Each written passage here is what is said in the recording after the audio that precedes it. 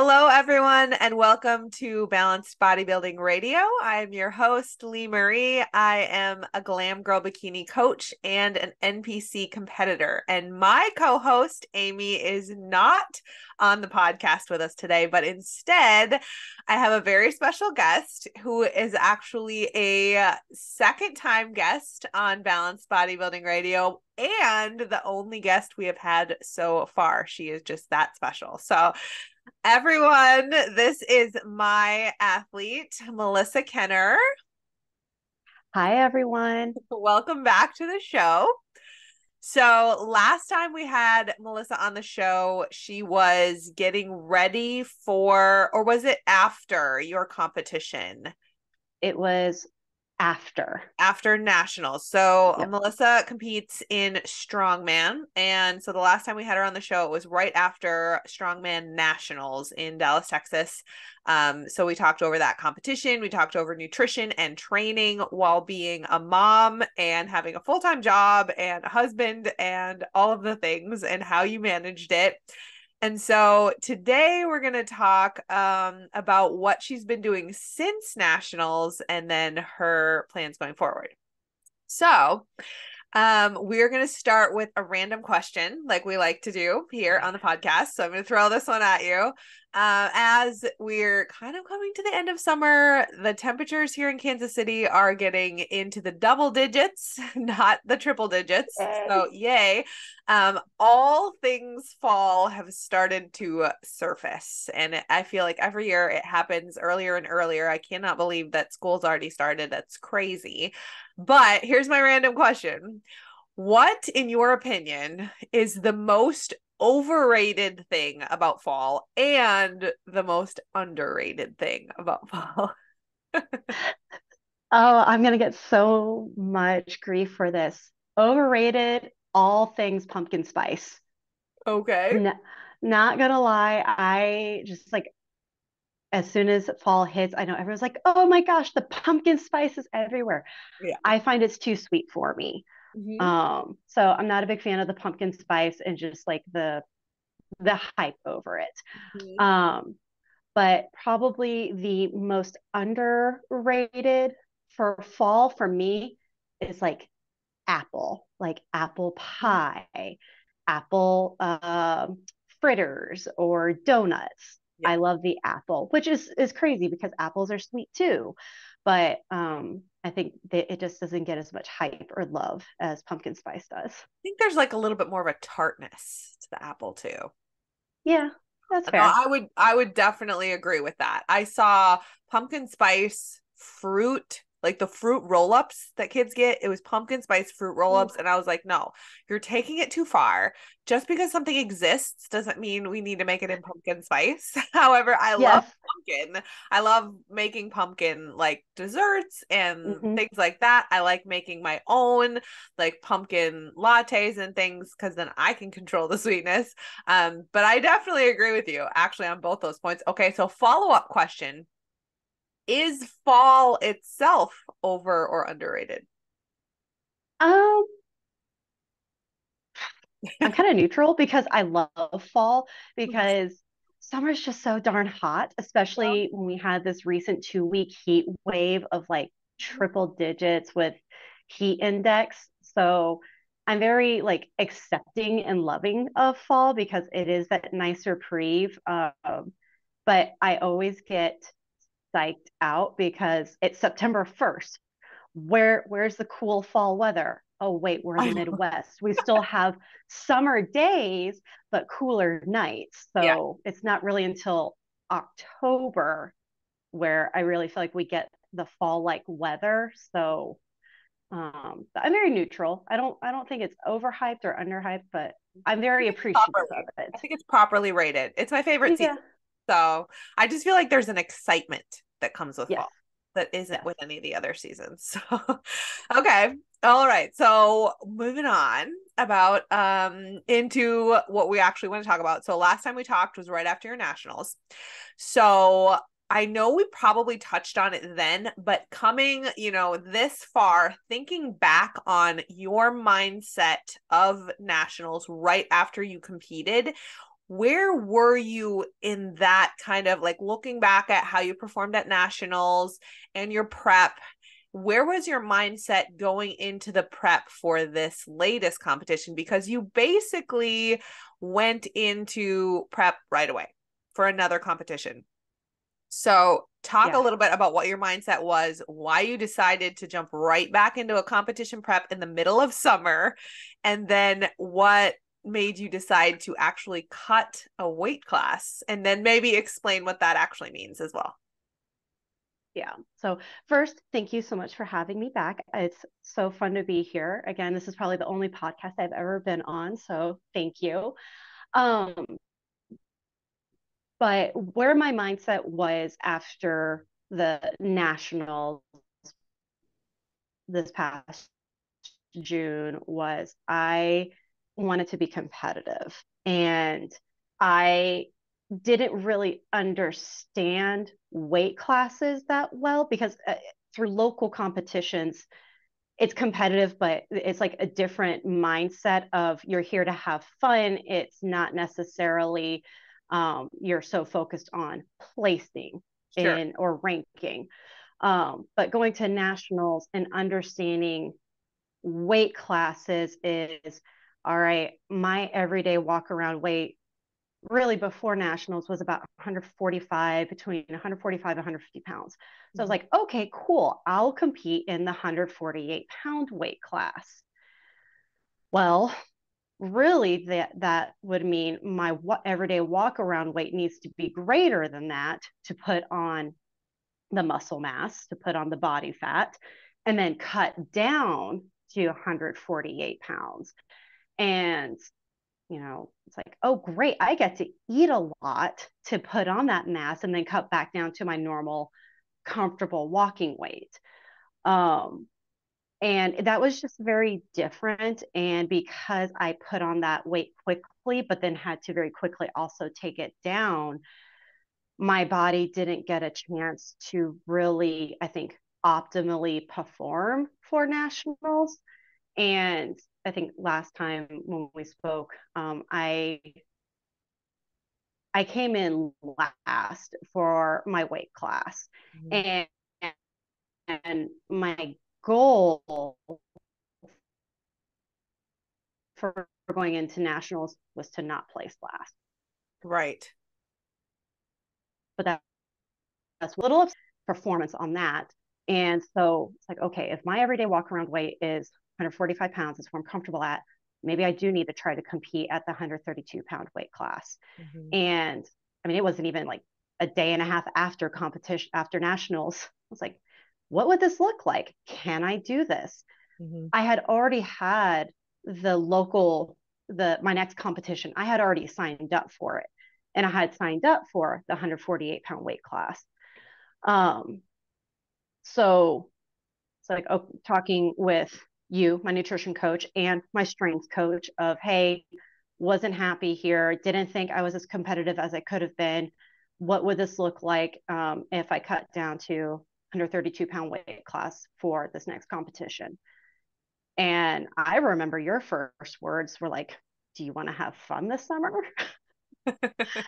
And it's like, because it was going to be hard. Mhm. And because I was so, I mean, I was so butthurt about it, honestly. I was like, yeah, I want to do it. Mhm. Let's do it.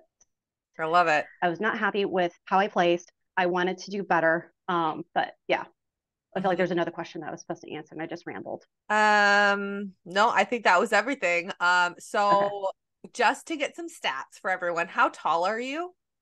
5'4". 5'4". Okay. So you're 5'4", and you competed in the 148 class for nationals, but you cut to that weight. So Mm-hmm. when you're competing in strength sports that have a weight class, that it's strategic that you cut to that weight class because then you can actually compete at a higher weight and it gives you an advantage. And everyone does that pretty much, especially at a level like nationals. So if you don't do that, if you just go in and compete at whatever weight class you are, you're going to automatically be at a disadvantage. So when you recomped for your competition there, and when we were leaving and you decided to cut a whole entire weight class for this next competition, what was your weight? Because it wasn't 148. No, I had to write this down. I was 153 pounds, Okay. just shy of 154, and I was at 24.5% body fat. Okay. And so then we cut down to 132, which actually Hmm. you weighed in lighter than that. You weighed in at what did you weigh in at this competition? Like right at 131. Okay. So Yep. you went from around 140, 154 to 131 in Hmm. a couple of Like months. 2.5 months Yeah. because yeah, we really started this like June 6th Mm-hmm. Mm-hmm. and weigh-ins were August 24th. Okay. So So yeah, about 25th. 2.5 months. So, but I think the really good thing to point out, like some people listening to this podcast that are lifestyle and looking to lose 20 pounds, they might think, well, I don't want to spend 2.5, 3 months losing 20 pounds. Now, for us as athletes, it's like that is a lot of weight to lose in that short of a time because we understand that the slower you go, the more muscle mass you're able to preserve, which is really important for maintaining and both your strength and performance and maintaining your muscle mass and maintaining that weight loss as Hmm. well. So I want to just talk a little bit about like what did you find during this cut? What are your top tips on like tracking, cutting, going slow, being able to lose that much weight, but still pretty much maintain your muscle mass because you did not lose that much muscle mass in this cut. Yeah. I think for losing over 20 pounds, I only lost 3 pounds of muscle, just like 3.3 pounds of muscle. So Which is I really was incredible. really happy with that. I mean, there's even one point during the cut I gained a little bit of muscle. Mm-hmm. So, um, but to my tips for tracking, cutting, it was all about planning, um, and understanding where to make sacrifices. Because I felt really bad. I felt really guilty because I think I might have shared this last time, we split pork and beef with my in laws. Um, so I wasn't able to eat a lot of that meat because it's high fat. Mm-hmm. So I had to be okay and not feel as guilty about needing to get chicken, needing to get fish. But I found ways to get creative with it because then I just started roasting a whole chicken instead of getting chicken breast. Mm-hmm. Yes, maybe there's dark meat with it, but fiscally, it made more sense. Mm-hmm. So finding ways to get creative with your planning. Um, and I have a very, very supportive husband. He understood what my goal was and that it was a very, very short turnaround time. So it was also planning with him, and he would help me come up with some ideas of like, okay, maybe we can do this instead. Will this fit your plan? Will this fit your macros? So it was a lot of communication with him too, and thinking about things maybe I wouldn't have thought about. Mm-hmm. Um, but yeah, I would say planning and even playing with numbers in my fitness pal like ahead of time to see maybe how that worked. Mm-hmm. I love those tips. Those are huge. Thinking ahead, planning, putting it in my fitness pal, and then realizing like choosing what you want to sacrifice as well. Mm-hmm. I mean, it sucks to eat less fatty cuts of meat. And I want to be very clear that, for a lifestyle, it's not unhealthy to eat meat that is higher in fat. That's not unhealthy. But when you're in a cut like this, in order to keep you eating the most food possible, we had to pick the cleanest, low Mm-hmm. fat, lean cuts of meat, things like that.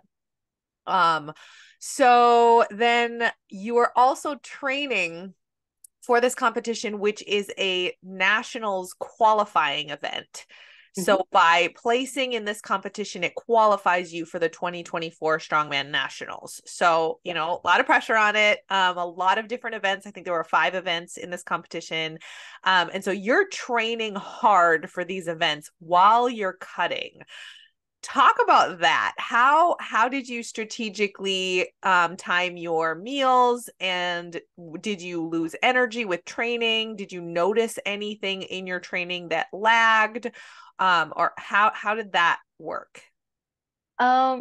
So the first few weeks were kind of like a trial by error. It felt like understanding, okay, I'm going into a deficit compared to where I was trying to gain weight Mhm. to compete at 148 pounds. Now I'm in this constant deficit. That kind of, I think, initially was tricky understanding how does my body feel during train, like, do I need to eat higher calories the day of training, the day before training, the day after training? Like understanding that, working with you, kind of reporting back, hey, I felt sluggish today. Or, I mean, I think you have a lot of female listeners here. How was my cycle playing into it too? I, before kids, I will be 100% honest, before kids and before competing, I never really tracked or paid attention to how I felt with my cycle. Mhm. Um, and, but yeah, it was just kind of initially, do I have the same low calories, lower macros? Okay, maybe we need to have on training days, maybe some higher calories. And then the non training days where maybe I focused more on that steady state cardio, it would be lower calories. But I try to I'm an early riser, so I try to strategically plan my meals to where I didn't eat first thing when I woke up. I Mhm. would try to eat a little bit later, um, because then that way it didn't feel like I was going so long without food in between meals. Mhm. Um, so, and also I would get my training done first thing in the morning, get my kids ready, and then by the time they were out the door, it's like 8 o'clock. Okay, now I can eat something. I So love it was that. just I trying love to plan. Yeah, I love using so like pushing back your eating window, or as some might know it, intermittent fasting. I am not a big fan of intermittent fasting as a diet plan, but I feel like if you are in a calorie deficit, it can be a useful tool just to make hitting your macros easier as they get lower and lower. I love that. And I also am a big fan of working out when your energy is the highest. So for you, and then also for me, I get up really early. My energy is always the best first thing in the morning. And so I try to give what takes the most energy, especially in prep, those early morning hours. And then it gets it done, and you can't not do it later on in the day because you already did it. Yep. So, okay, what were some realizations, revelations that you had about food, types of food, um, cutting, dieting, hacks, anything like that that you had during this cut? Oh gosh. I think the first thing was the realization about food is finding, you've said it before, it's like, okay, it makes sense. But once I actually had to apply it, Uh-huh. eating those foods that are low in calorie but high in volume, like those strawberries, like salad bags, raspberry, your fruits and veggies. And that was probably the biggest realization of, I'd get a bag of salad, I'd look at a serving size, making up this number, 90 grams is one serving size. But as I measure it out 90 grams, I'm like, this is actually a lot of salad right here. Um, or same with strawberries of, I could eat 100 plus grams of strawberries and it was, I don't know how many calories, but it was like It's like 11 nothing. carbs. Yeah. Strawberries are so low carb, high volume. And but I would eat that with cottage cheese, which for everyone to know, I did not like cottage cheese before this prep. I'm a texture person, but I had to find ways to get in some extra protein that was whole protein and not liquid protein like a shake. So I get back to sacrifice. I had to suck it up. And you realized it wasn't quite that bad. still not my favorite, but I can eat it in a cut. I love it. I remember one time we made the cut, or we made the switch of doing egg whites as well, because you were having a hard time hitting your protein without going over on your fats. Egg Yep. whites are such a great hack because they are literally only protein. And so Yep. if you're running low on protein, but you don't have carbs and fats to spare, so even something like chicken or protein powder are going to have trace sources of fats and carbs. So egg Mhm. whites are a great hack for that. Okay, so talk about trips and vacations because you gave me a couple of stressful weeks being on vacations and trips during Yes. this cut. So talk about that and how you maneuvered your way through staying on this cut. Yeah. So, it's having a husband and kids and family that lives out of state. It's summertime. Mhm. Um, we wanted to go see my dad and my sister in North Carolina. They live close to the beach. And I will say, this trip had been planned like back in January. Tickets had been purchased and everything. So when this was originally planned, there was no thought that I would be cutting down a weight class. It'd just be kind of business as usual. But I was like, oh man, we're going to be traveling. Um, we're flying with two kids. This is going to be awesome. And I wanted to make sure I stayed on track. And thankfully, we were renting an Airbnb. It's not like we were in a hotel where I would be that much more limited to eating out. So I already knew I had a plan for when we arrived to the Airbnb, go do the grocery shopping, and I could still keep all of that within my control and do the grocery shopping, still stay close to what I was already eating. My biggest concern was actual travel day, being at the airport. How I've never packed or prepped my own food to take into an airport. And I was super paranoid about, like, oh my gosh, they're just going to throw out all my food when I get through security. I'm going to be like foodless. I'm going to be hangry. My husband's going to want to leave me at the airport. So, you know, got on a call with you. How do I plan this out? You thankfully had traveled quite a bit.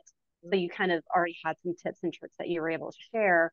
Um, and I figured out ways to pre-pack my food of single servings of hummus or guac, measuring everything out and packing it the night before. My kids had their own lunchbox with their food. I had my own lunchbox with my food that I kept in my travel bag. So, um, and we had plan B's, B, C, D, all the way through Z of like what would happen if we got stranded at the airport. What were some things that I could look for in a last ditch effort so I wouldn't go eat at the tasty Chick-fil-A in the food court. Mm-hmm. um, but I think those were the biggest for traveling while staying on prep. It wasn't as bad as I thought it was going to be. Um, and found some energy drinks because I really wanted coffee. Um, I drank the black iced coffee. I found some energy drinks just to help kind of give me that full feeling, keep my energy up while we were traveling. I will say coming back from the trip was a little rough because our flight got delayed by like 6 hours. So we were stuck in Charlotte Airport until like 8 o'clock local time there. And I had eaten all of my food. Oh I was like, no. I had eaten all of my food. I was like, what am I going to do? But made it work. I sucked it up. I think I did go buy like a Fairlife chocolate drink, just to kind of like help satisfy that craving feeling. And then by the time like I was so close to cracking, I was so close to like, oh my God, that Wendy's smells so good next door. But then our flight boarded. The stars aligned to Yes. where we were boarding your flight. I was like, okay, we just got to get home now. Yes. But traveling while on prep is hard, but it's doable back to how do you plan for it? How do you get creative with it? talk about it with someone and maybe they can give you some extra ideas or pointers or tricks they've learned along the way. I love that. And I love the fact that we did talk about some last ditch options that you can get at airports, because there are a few in those little convenience stores. You can, sometimes find some macro friendly options, but it's really important to, like you said, talk to somebody who knows, like a nutritionist or a coach, because a lot of what is branded as healthy is actually very calorie dense. So if you're trying to lose weight, it is not going to be helpful. So that's a really good point. I love that. Okay. So we traveled, we made it through, you came back, you were on track the whole time. Amazing. And then we get to the competition. You weigh in, you made weight, and then you needed to recomp. So you ate a lot of food. Talk about how the competition went, your expectations, how you did, what you would do differently next time, things like that with your training, with your recovery, with this weight cut, and with nutrition. I think so. Refeed, I'm finding as I cut down, whether it was cutting down to 148 pounds or cutting a weight class, one of the challenges for me is my recomp or my refeed.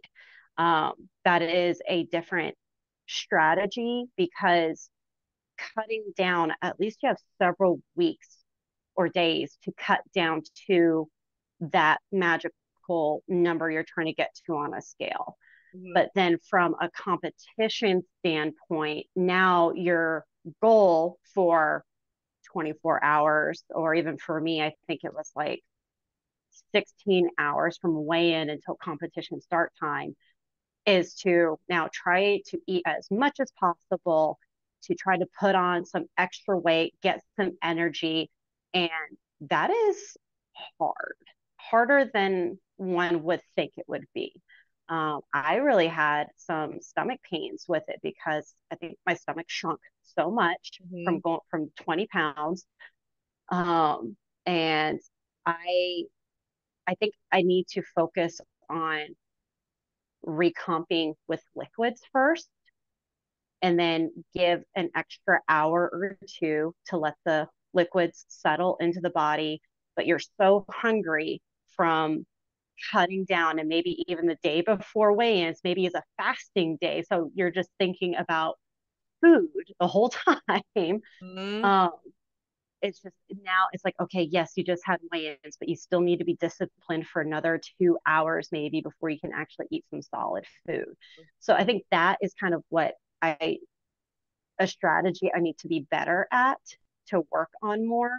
And I think that will help with maybe recomping and getting more food in throughout the rest of the day leading up to the competition. Um, Now, with that, once competition happened, it was a lot of fun. This competition was great. For a local event, I will say I thought this was actually a little bit more fun than nationals. I think because it is smaller, it was more intimate, but it wasn't so small that like I think we had over 90 competitors, which is big for local competition. Ah. But yeah, but it was still like in a small venue. So it wasn't like you didn't get lost in the crowd. Mm-hmm. Um, and I think because I am still learning my refeed strategy, that did play into some of the energy that I had for the competition. Um, I'm not going to say deadlift is my best event ever, but that's one I'm usually pretty consistent with. Mm-hmm. And this is my first event where um I didn't zero out, but like I failed my second attempt. I got 3 attempts for a deadlift. I got my first one, but then when it came to do my second deadlift, I missed it. Yep. So that really kind of messed with my head a little That was bit the with like first event that. too. Yeah. Yeah. So first event, I missed my second lift, and I was just like, oh no, this is not a good way to start the competition. cutting down to 132 pounds. What was I thinking? Just like, this was not worth it. So, again, back to what was my strategy? How could I have done it differently? But my second event that I had to do was the log clean and press. And so, if you're not familiar with the log implement, it's just this big circle thing. It looks like almost like a muffler for a car. That's the best way I Yep. can describe it. And you grab the implement, you lift it up, and you try to press it up overhead. And this was the event I was most concerned about because I didn't answer this during one of your questions earlier. As I had been cutting down to 132 pounds, this was the one lift in training that gave me the most grief. And I'm actually pretty like the log is probably one of my favorite implements to use, but I was struggling with it because I was in a deficit. My energy was lower. So I did feel like some of my strength was being compromised there. And so coming right after the deadlift that I missed, and now I'm going into log that I've been struggling with, I was getting in my head a little bit. You had So two coaches like hyping you up the whole I time. She had me well, coach and her strength coach there as well. yeah. So the goal was just get the two lifts that I Mhm. know I could do that I accomplished in training. And Yes. then if the third one, if second one moves well, yes, you'll get your third attempt and that will be a PR. And I got all three. I got all three attempts. It was great. It was a good feeling. I needed that little like pat on the butt. Like, okay, the deadlift was a fluke. It happens to the best of us. Um, but yeah, so then the subsequent events were truck pull, where it's like if you've seen those on TV, it's actually you're hitched up to a harness, and behind you you're hooked up to a truck, and you have a rope that you can pull on too, and you're trying to pull that truck behind you, Mhm. which I did get to do several weeks prior at another gym where they had some mock events set up. So I was able to do it, but at this event, the setup was, I don't want to say it was poor, but it just wasn't as well as I think they were hoping it was going to be. So truck pull did not happen, but it didn't happen for anyone else either. So there's a sense of validation in that. Um, and then my last two events were a yoke carry. So that's like the big yoke implement that it's like a bar that you rack across your back. You carry it down, and then you turn around and pick up a Husafel, which is just a big metal implement. I think someone called it like a miniature coffin. Yeah, it literally looks like a little coffin for a doll, but it weighs a lot. Yes. Found out, so the programmed weight for that, it was 150 pounds. Hmm. Someone didn't do the math right. It was actually 170 pounds. Hmm. So a Nice PR for surprise there me. on the competition floor. Right. But because I was so in the zone, I was just like, okay, this is heavy. Go, go, go, go, go. I really didn't think about that it felt heavier. I just knew that it was heavy and I just had to move. Hmm. Um, so back to low energy, like my deadlift didn't go well. Okay. But now I had been eating throughout the day between these events, getting my energy up, was still able to do some of these things that I PR'd in. It's like, oh, okay, I actually did well then. It wasn't as bad as I thought. Hmm.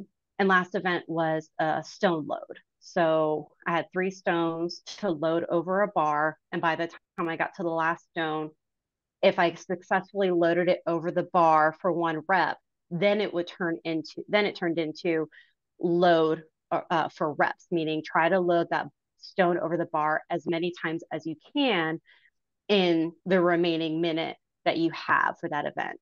Hmm. Um, so I was able to get 2 in. I could have gotten 3 had I had a little bit better form on that one, but it's okay. Um, so overall, I think thinking about the refeed strategy the day before, knowing what to change on timing, and maybe replacing some foods that I thought that would help me and maybe really actually hurt my stomach even more. I think those are going to be things that will help me with nationals next year. Which leads us to you are qualified and entered to be in the 2024 National Strongman competition, which is incredible. So I just have two more questions for you. One, I just want to ask, like, I want you to talk a little bit about being a competitive athlete versus lifestyle. So you do this as a hobby. So this is not your job. And I think a lot of the ladies listening to this podcast either are competitors in the bodybuilding world, or I would say even a lot of them are just lifestyle, trying to stay fit, maybe trying to lose some weight. But I want you to talk about how the difference between just having a weight loss goal, or, I want to get stronger, I want to be healthier to play with my kids, and then training for a competition, even a local competition where you have a goal in mind and you're fueling your body for that goal. And then the results that you've had physically, your energy levels and, your muscle mass, your body composition, how you feel, your confidence levels, that could maybe make it an inviting option, or make it sound kind of enticing to our listeners that are listening, and they're thinking, well, I just want to look really good, I want to feel really good, because I think that's a lot of us. That's ultimately what we want. We want to feel good and we want to look good. So how would you say being a competitor, even at the local level, has helped with that or made it more fun? Any tips on that? Oh gosh, I will say for me, be doing competing has helped achieve almost all of those goals that you said, of especially now cutting down to 132. I do feel better. Mm-hmm. um I think this is probably the most lean I have been. Yeah, you look um jacked. She looks jacked. yeah. Everyone, if you're not watching on YouTube, I'm sorry, but let me see those guns. Just show me. Yes. Ladies, if lean and strong and jacked, do a strongman competition. I will. It really does help with your physique. If you're wanting to stay in a lighter weight class, it really does help with the physique.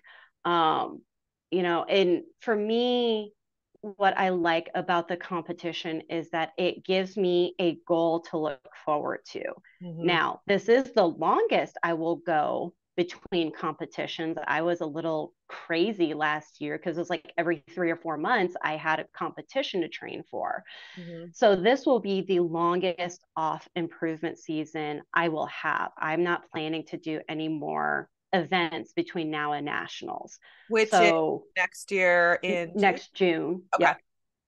So but having a goal of a local competition to get ready for, you focus on, for me, focusing on that training, um, especially for strongman. I can't speak to other events, but like for strongman, it's a lot of strength and endurance and speed. So you still get your heart rate up quite a bit. Mm-hmm. You are trying to go for max weight. So you do get to lean up quite a bit. You still burn some of that body fat. It does help with your physique and get that nice pump that we look for, that tone look that we want. Yep. Uh, so it helped with all of that. It does, like you said, it has given me more energy at home with the kids. Um, I don't feel guilty when I eat a donut, unless I'm in cut, then I Love don't eat a that. donut. I So love. it's like, it gives me this feeling of I get the best of all things. Mm-hmm. I'm not going to binge on all the things, but I get to enjoy all the Mm-hmm. things. Mm-hmm. So that's what has kept me going and continuing with training. That's really what we're all shooting for too, that balance of Mm-hmm. I don't feel bad if I eat the donut, but I also don't need to eat the entire box of donuts and then Right. feel bad. Yes. That's amazing. I love that. Um, okay, so looking into a long off season, this is something that our listeners that are bikini competitors, this podcast is focused more on the improvement season. So, what are some things that you're going to do to keep focused in the off season and your strategy for kind of maintaining a good body weight to make competing at the 132 weight class easier next year?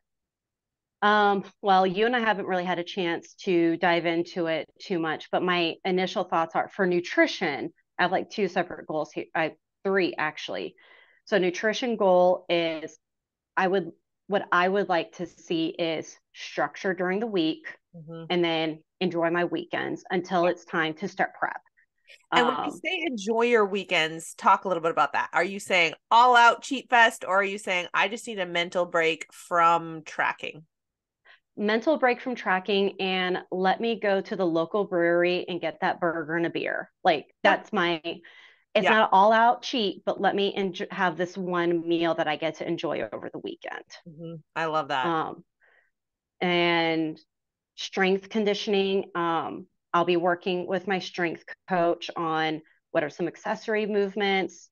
You know, thankfully, a lot of the events at nationals are events that I have done previously, so nothing is super new. And I will actually be working with my father in law because one of the events is that stone over bar event. Mm-hmm. So I'll be working with him to see if he can help me build a bar. And then that way I can train that at home with a sandbag, just load that over the bar, start building up my endurance over that. Um, and then my third goal is actually some rehab. I've been having some pain in my left shoulder.